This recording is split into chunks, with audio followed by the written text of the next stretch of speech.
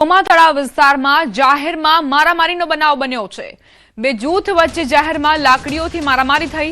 બે જૂથના લોકો લાકડીઓ લઈને એકબીજા પર તૂટી પડ્યા। મારામારીમાં કેટલાક લોકો ઈજાગ્રસ્ત થયા। મારામારીનો વિડીયો વાયરલ થયો। સમગ્ર મામલે પોલીસે કાર્યવાહી શરૂ કરી છે। વડોદરાનો આ બનાવ જ્યાં બે જૂથ સામસામે આવી ગયા તો સોમાતળા વિસ્તારની આ ઘટના જાહેરમાં મારામારી થઈ। બે જૂથ વચ્ચે જાહેરમાં મારામારી, લાકડીઓથી મારામારી થઈ। સંવાદદાતા હાર્દિક જોડાઈ ગયા છે વધુ જાણકારી સાથે। હાર્દિક, વિડીયોમાં બે જૂથ સામસામે લડાઈ કરી રહ્યા છે, મારામારી કરી રહ્યા છે, શું વિગતો? બિલકુલ, જો આ મારામારીની ઘટનાની વાત કરવામાં આવે તો અત્યારે આ જે વિડીયો છે તે સોશિયલ મીડિયા પર ખૂબ જ ઝડપથી વાયરલ થઈ રહ્યો છે। દ્રશ્યો જોતા એમ લાગી રહ્યું છે કે વડોદરા શહેરમાં કાયદો વ્યવસ્થાની સ્થિતિ જે છે તે સતત કથળી રહી છે, કારણ કે આ પ્રકારની ઘટનાઓ જે છે તે વડોદરા શહેરમાંથી અવારનવાર સામે આવતી હોય છે।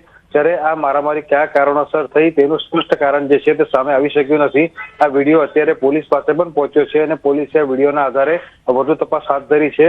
મારામારીની ઘટનામાં વિડીયોમાં જે લોકો દેખાઈ રહ્યા છે તેમની શોધખોળ જે છે તે પોલીસ દ્વારા શરૂ કરવામાં આવી છે। એ તેમને દબોચ્યા બાદ તેમની પૂછપરછ કરાશે અને ત્યારબાદ જ મારામારી થવાનું જે કારણ છે તે સ્પષ્ટ થઈ શકશે। દીપા, આભાર હાર્દિક, જાણકારી આપવા માટે।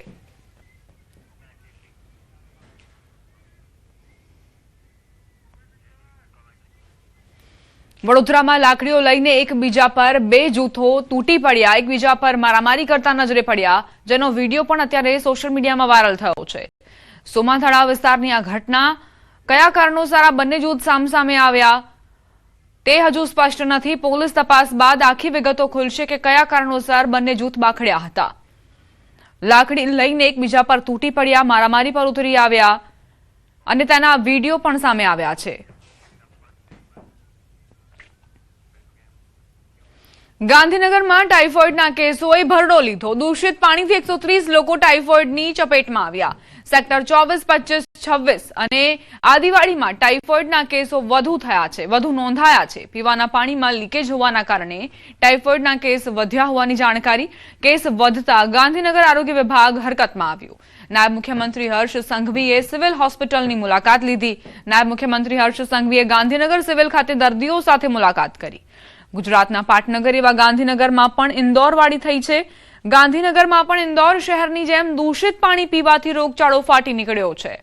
દૂષિત પાણી પીવાથી શહેરમાં ટાઇફોઇડના કેસોમાં ઉછાળો આવ્યો છે, જેના કારણે 130 લોકો ટાઇફોઇડના ભોગ બન્યા છે। ગાંધીનગર સિવિલ હોસ્પિટલમાં 130 દર્દીઓ હોસ્પિટલમાં સારવાર લઈ રહ્યા છે। રોગચાળાને પગલે આરોગ્ય વિભાગની ટીમ દોડતી થઈ છે અને આરોગ્ય વિભાગે 40 જેટલી ટીમો બનાવીને ડોર ટુ ડોર સર્વેલન્સ કામગીરી અને પીવાની પાઇપનું સમારકામ હાથ ધર્યું છે।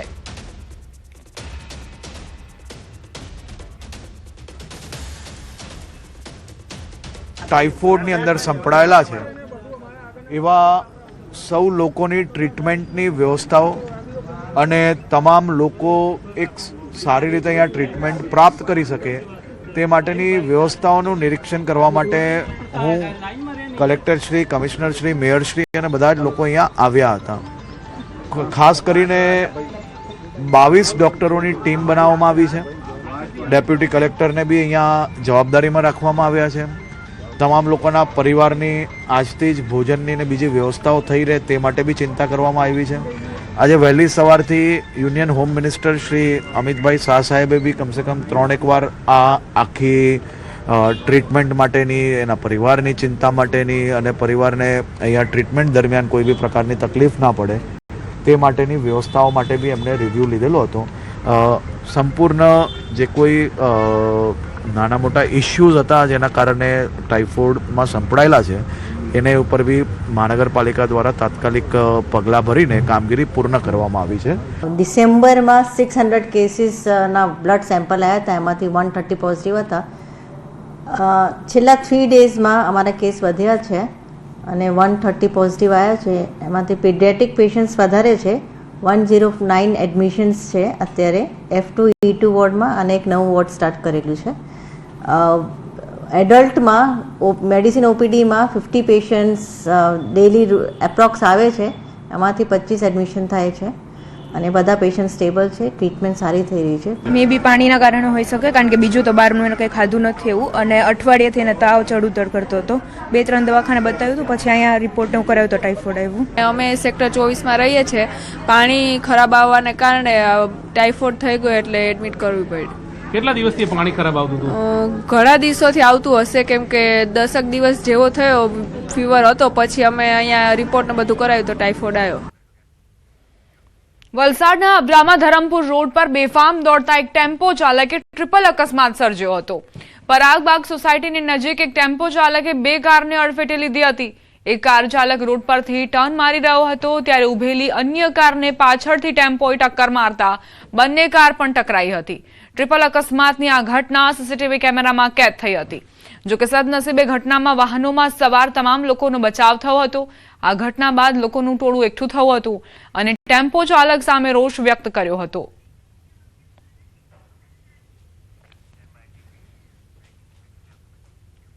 સમાચાર વલસાડથી બેફામ કન્ટેનરનો વિડીયો વાયરલ થયો છે. કન્ટેનરે બાઇક ચાલકને અડફેટે લીધો, રસ્તા પર બેફામ રીતે વાહન ચલાવ્યું. વલસાડ જિલ્લામાં હાઈવે પર બેફામ રીતે દોડતા એક કન્ટેનરનો વિડીયો વાયરલ થઈ રહ્યો છે.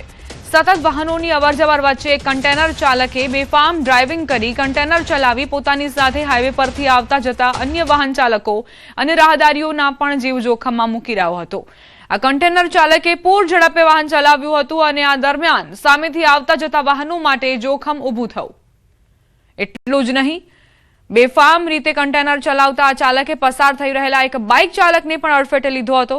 આથી તે બાઇક સાથે રોડ પર પટકાવ હતો. જોકે સદનસીબે બાઇક ચાલકનો જીવ બચી ગયો. આ કન્ટેનર ચાલકના બેદરકારી ભર્યા ડ્રાઇવિંગના દ્રશ્યો પાછળથી આવતા અન્ય એક બાઇક ચાલકે મોબાઈલ કેમેરામાં કેદ કર્યા. વાયરલ થઈ રહેલા આ વિડીયો વલસાડ ધરમપુર રોડનો હોવાની ચર્ચા છે, પરંતુ ન્યૂઝ 18 ગુજરાતી આ વિડીયોની પુષ્ટિ નથી કરતું.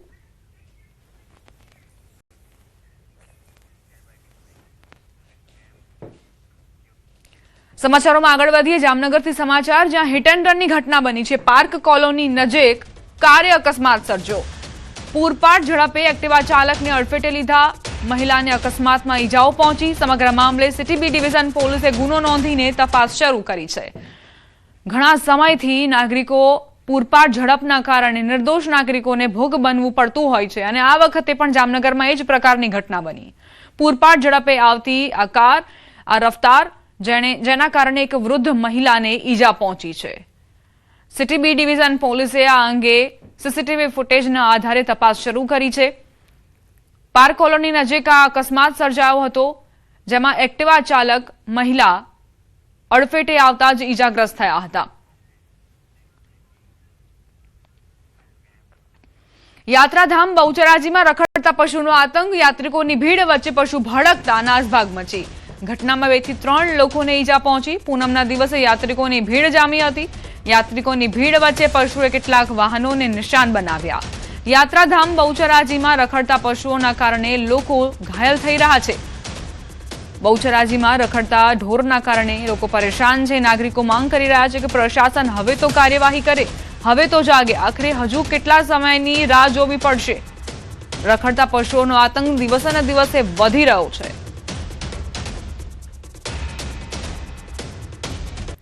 હવે આગળ વધીએ. વડોદરાથી સમાચાર, જ્યાં ફરી ચેઇન સ્નેચર સક્રિય થયા છે. પાર્સલ આપવાના બહાને ચેઇન સ્નેચરે વૃદ્ધની ચેઇન ખેંચી લીધી. ડિલિવરી બોયના કપડાં પહેરી એક્ટિવા પર આવેલા ઈસમે ચેઇન ખેંચીને અકોટા વિસ્તારની રાધાકૃષ્ણ સોસાયટીની ઘટના, જ્યાં તમારું પાર્સલ છે, સહી કરી દો કહીને વૃદ્ધની ચેઇન ખેંચી લીધી. વૃદ્ધની ચેઇન લૂંટીને આરોપી ફરાર થયો. પાર્સલ ખોલતા અંદરથી બુંદી નીકળી.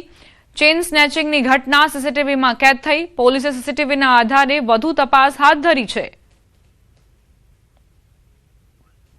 વડોદરામાં ચેઇન સ્નેચર્સ કઈ રીતે બેફામ બન્યા છે તેના આ દ્રશ્યો છે. ડિલિવરી બોયના સ્વાંગમાં આવીને એક વ્યક્તિ એવું કહે છે કે તમારું આ પાર્સલ છે, તમે તેને કલેક્ટ કરી લો, સહી કરી દો, ત્યારબાદ તમને પાર્સલ આપી દઈશ. અને એવામાં જ વૃદ્ધના ગળામાં જે ચેન હતી તે ખેંચીને તે ફરાર થઈ જાય છે. તમે પણ જો આ જ રીતે ઓનલાઈન ખરીદી કરતા હો, પાર્સલ મંગાવતા હોય તો ધ્યાન રાખજો. રાજકોટ સિવિલમાં માનવતાને શર્મસાર કરતી ઘટના પ્રકાશમાં આવી.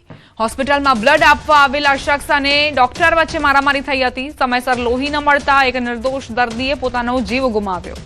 મૂળ નેપાળી અને રાજકોટ સિવિલમાં સારવાર લઈ રહેલા વિનય થાપાને બ્લડની જરૂર પડી હતી.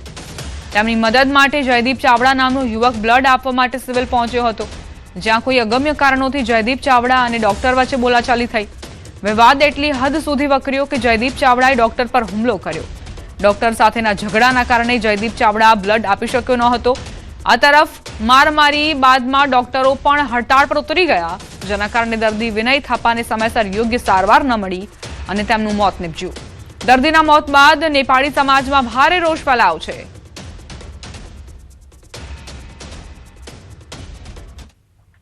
અમે એને 108માં સિવિલ હોસ્પિટલમાં લઈ ગયેલા, જ્યાં એની ટ્રીટમેન્ટ ચાલુ હતી.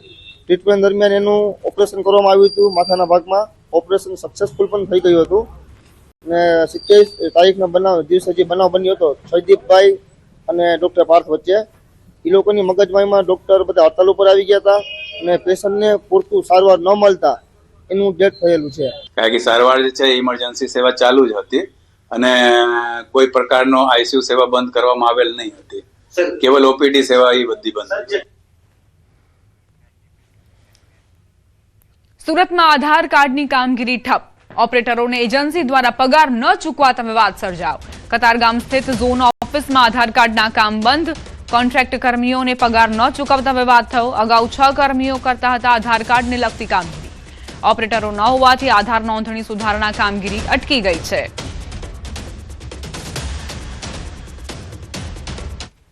ભરૂચના પાનોલી વિસ્તારમાં ગેરકાયદેસર પશુ પરિવહન સામે મોટી કાર્યવાહી કરાઈ છે. પોલીસે નેશનલ હાઈવે નંબર 48 પર આવેલી હોટેલના કમ્પાઉન્ડમાંથી 4 ટ્રક કન્ટેનર ઝડપી પાડ્યા, જેમાં 80 ભેંસો અને એક પાડો અત્યંત ક્રૂરતાપૂર્વક ભરેલા હાલતમાં મળી આવ્યા. પોલીસે હાલ 4 વાહનો સહિત કુલ અંદાજે ₹40.60 લાખનો મુદ્દામાલ જપ્ત કરી તમામ પશુઓને સલામત રીતે પાંજરાપોળ ખાતે મોકલી આગળની કાર્યવાહી હાથ ધરી છે.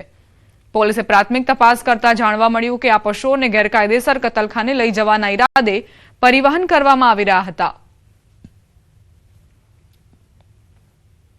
પોલીસ કંટ્રોલ રૂમમાં ફોન કરી પોલીસને બોલાવી અને 4 કન્ટેનર અને ટ્રક બતાવી કે આ નંબરની ટ્રક છે અને આમાં આટલા પશુ ભરેલા છે.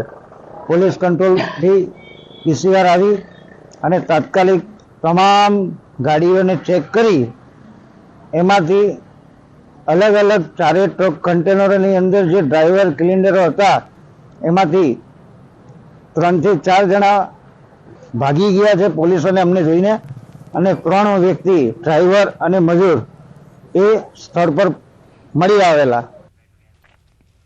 રાજકોટમાં ઉત્તરાયણ પહેલા ચાઇનીઝ દોરીનો જથ્થો ઝડપાયો. જેતપુરમાં પ્રતિબંધિત દોરીના જથ્થા સાથે એક શખ્સ ઝડપાયો.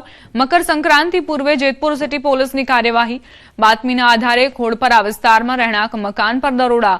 કુલ 84 નંગ પ્રતિબંધિત ચાઇનીઝ ફિરકીઓનો જથ્થો જપ્ત કરાયો.